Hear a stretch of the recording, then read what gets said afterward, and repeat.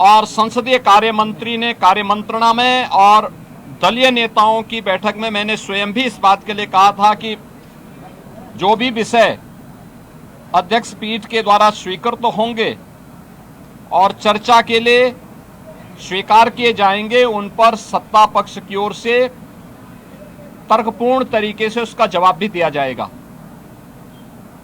बावजूद अयोध्या से राम जन्मभूमि से संबंधित मामले में ये जानते हुए कि माननीय उच्चतम न्यायालय में ये मामला लंबित है,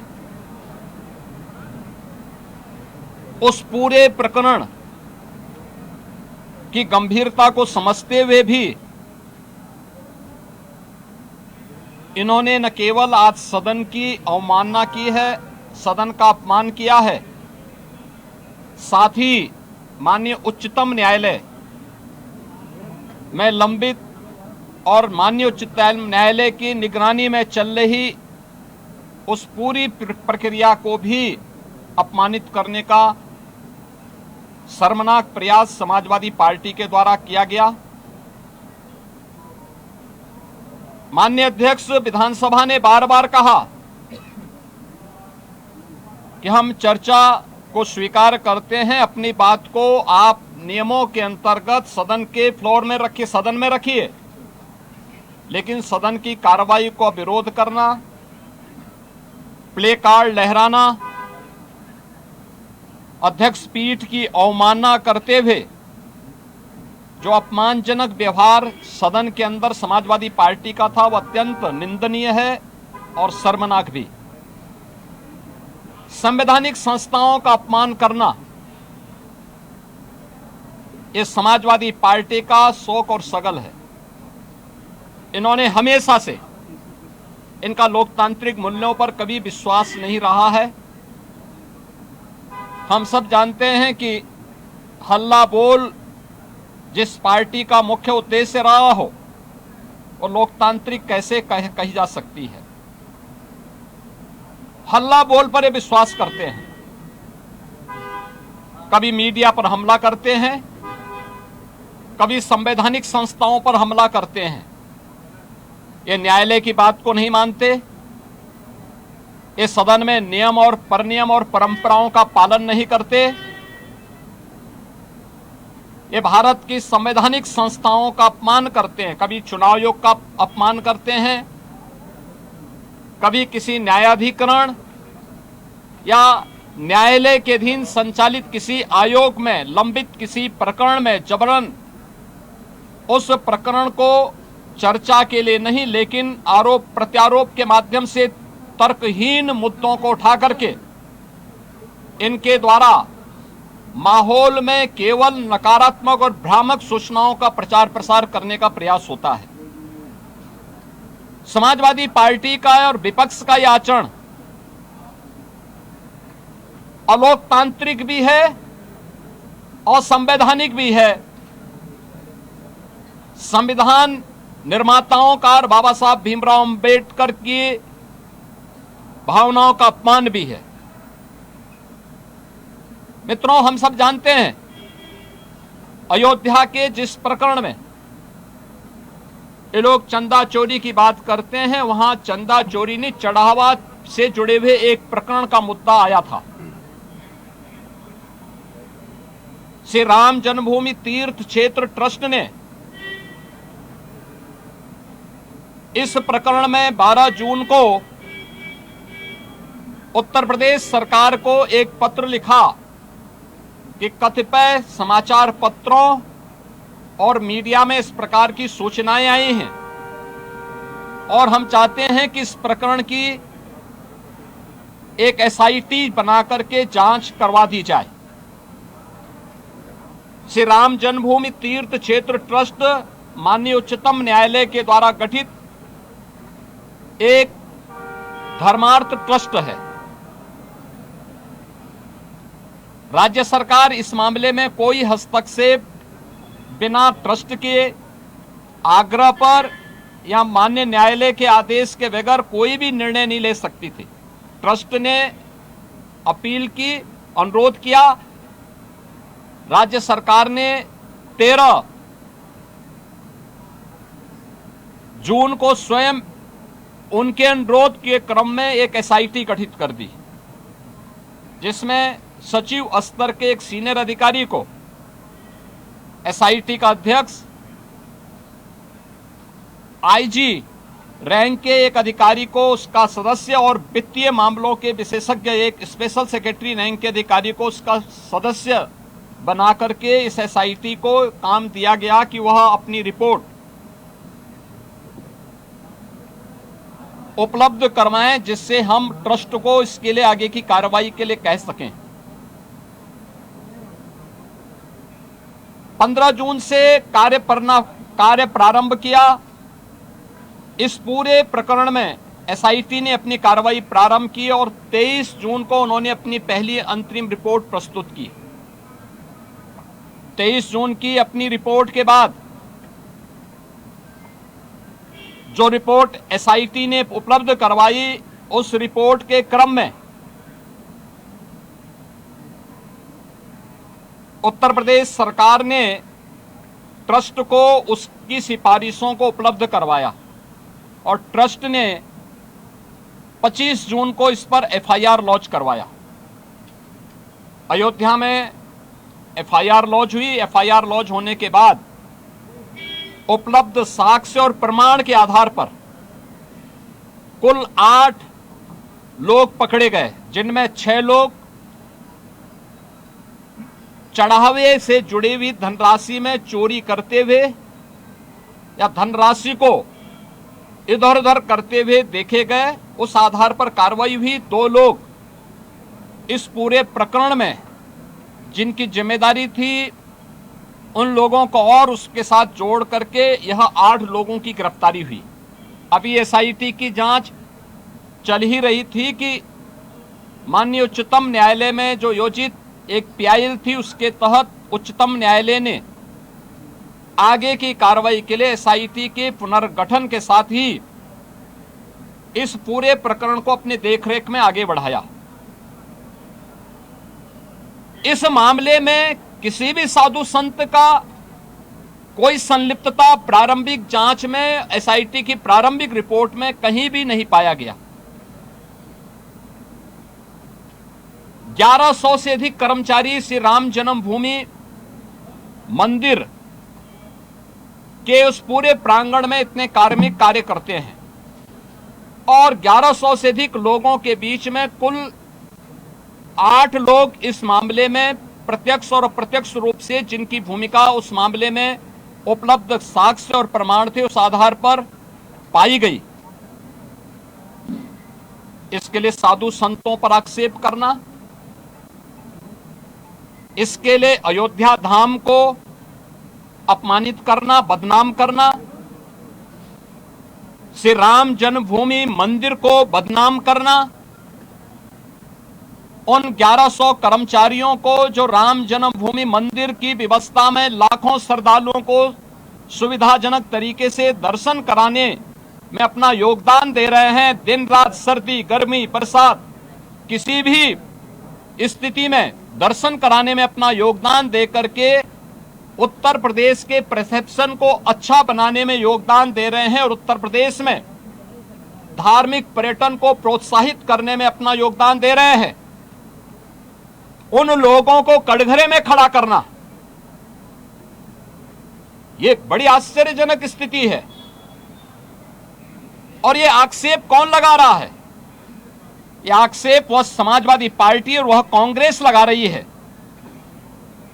जिन्होंने सदैव राम जन्मभूमि और भगवान श्री राम का अपमान किया है। क्या यह सच नहीं कि 1990 में अयोध्या की गलियों को और सरयू की पावन धारा को रक्त रंजित करने का पाप समाजवादी पार्टी की सरकार ने किया था? क्या पूरा देश और पूरी दुनिया और सभी राम भक्त ये नहीं जानते कि इनका ये अक्षम्य पाप जिन्होंने राम भक्तों पर गोलियां चला करके किया था, कैसे उसको कोई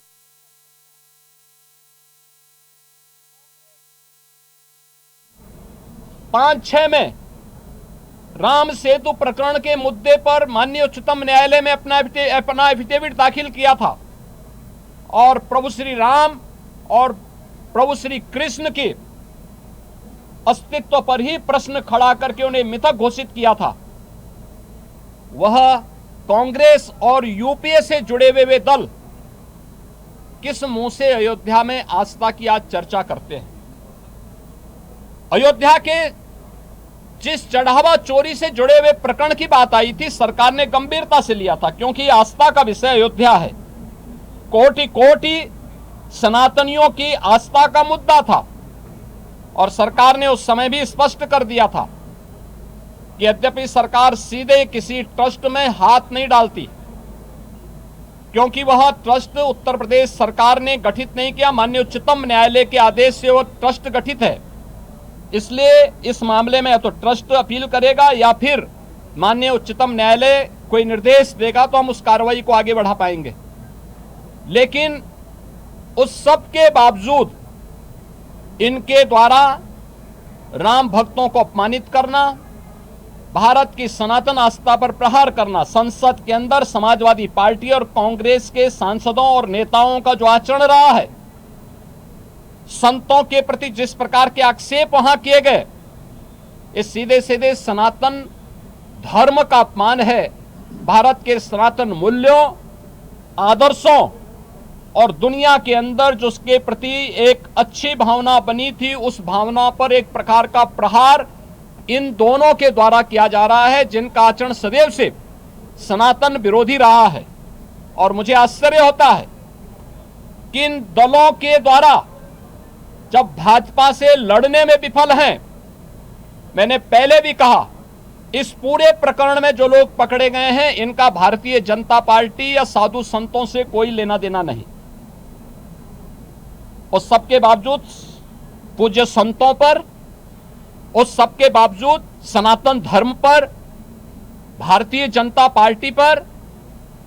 या किसी अन्य ऐसे सांस्कृतिक और सामाजिक संगठन पर अनावश्यक कटघरे में खड़ा करके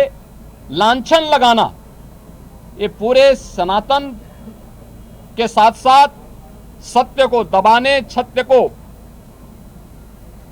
झुठलाने का एक कुत्सित प्रयास इनके द्वारा किया जा रहा है। और इसीलिए ये लोग बहुत से भागना चाहते हैं,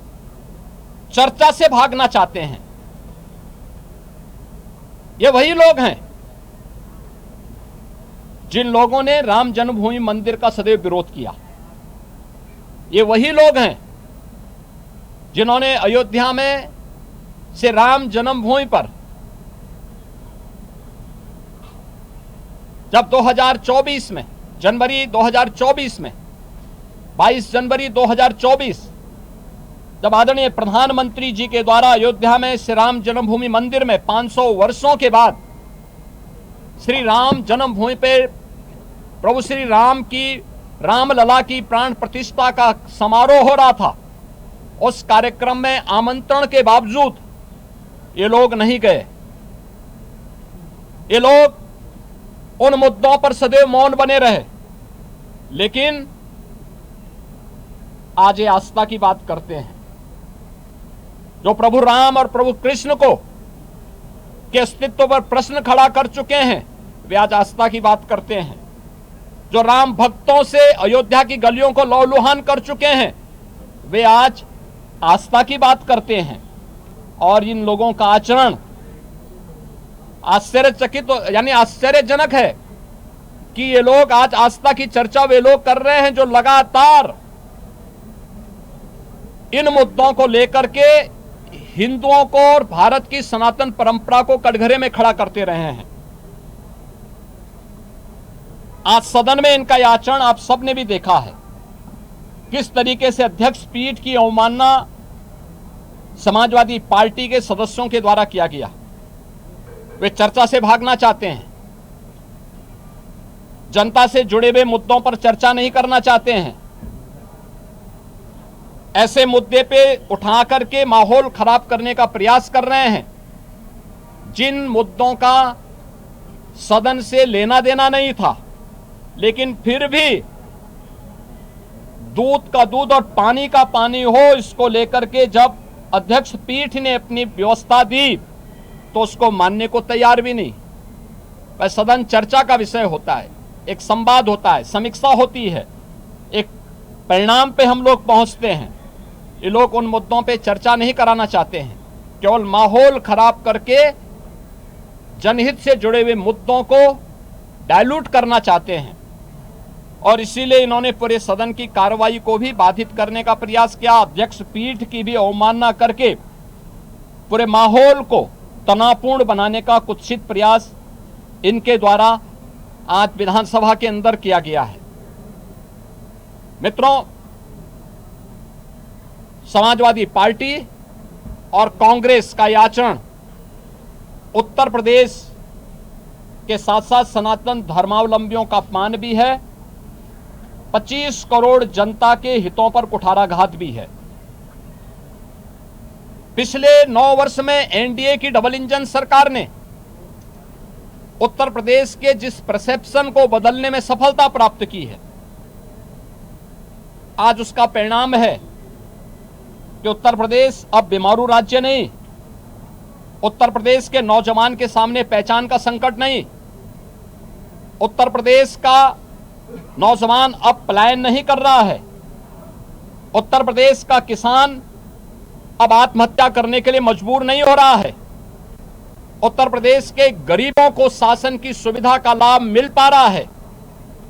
और उत्तर प्रदेश का परसेप्शन देश के अंदर सबसे तेज गति के साथ आगे बढ़ने वाली और प्रदेश देश की टॉप 3 इकोनॉमी के रूप में उत्तर प्रदेश ने अपने आप को स्थापित किया है। उस उत्तर प्रदेश के परसेप्शन को खराब करने की कुत्सित चेष्टा समाजवादी पार्टी और कांग्रेस के द्वारा मिलकर के किया जा रहा है। ये लोग लगातार जिन्होंने यूपी के नौजवानों के सामने पहचान का संकट खड़ा किया था, जिनकी किसान विरोधी नीतियों के कारण किसान आत्महत्या करने के लिए मजबूर होता था, जिनके कारण यहां पर प्रदेश के अंदर परंपरागत उद्यम चौपट हो चुके थे, जिनकी गलत नीतियों और भ्रष्ट आचरण के कारण और गुंडागिर्दी के कारण उत्तर प्रदेश में कोई निवेश नहीं करना चाहता था, और जिन लोगों ने उत्तर प्रदेश के नौजवानों के हक पर डकैती डाली थी, उत्तर प्रदेश के नौजवानों को उनकी नौकरी से वंचित किया था, वह समाजवादी पार्टी आज प्रदेश के परसेप्शन को एक बार फिर से खराब करने की कुत्सित चेष्टा कर रही है और देश के अंदर उत्तर प्रदेश की छवि को फिर से बदरंग करने का प्रयास कर रही है। हम समाजवादी पार्टी और कांग्रेस के इस आचरण की निंदा करते हैं।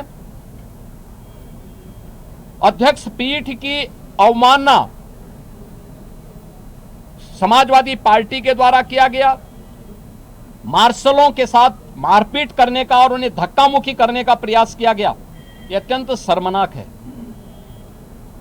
सदन के अंदर हर सदस्य के लिए आवश्यक होता है कि वह अध्यक्ष पीठ का सम्मान करे और अध्यक्ष पीठ के निर्देशों का पालन करे, और कोई भी मुद्दा है वह अध्यक्ष पीठ की अनुमति से वह सदन के फ्लोर में रख सकता है, अपनी बात को वहां रख सकता है।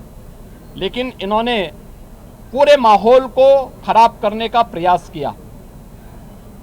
समाजवादी पार्टी और कांग्रेस का यह आचरण अलोकतांत्रिक है, असंवैधानिक है, संवैधानिक मूल्यों को तार तार करने वाला है और विकास के मुद्दे पर, जनहित से जुड़े हुए मुद्दे पर,